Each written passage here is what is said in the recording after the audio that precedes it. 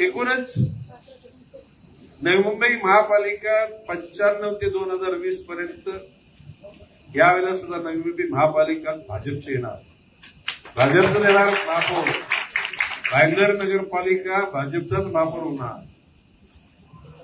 आता ठाणे कल्याणमध्ये चुरस आहे, परंतु मी तुम्हाला सांगतो, तुम्ही इथे रिझल्ट दिल्याने बदलापूर आणि अंबरनाथला की कल्याणमध्ये साफसफाई होऊन जाईल, ठाण्यात सुद्धा साफसफाई होईल.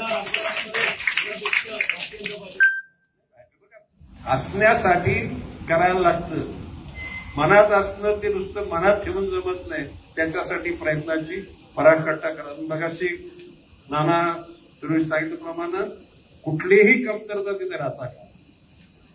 ठाणे जिल्हा परिषद भाजपचीच येणार, पालघर जिल्हा परिषद भाजपचीच येणार, पालघर मधल्या 4च्या 4 नगरपालिका भाजपच्या येणार, बदलापूर पण भाजपचे येणार आणि अंबरनाथ पण भाजपचे येणार.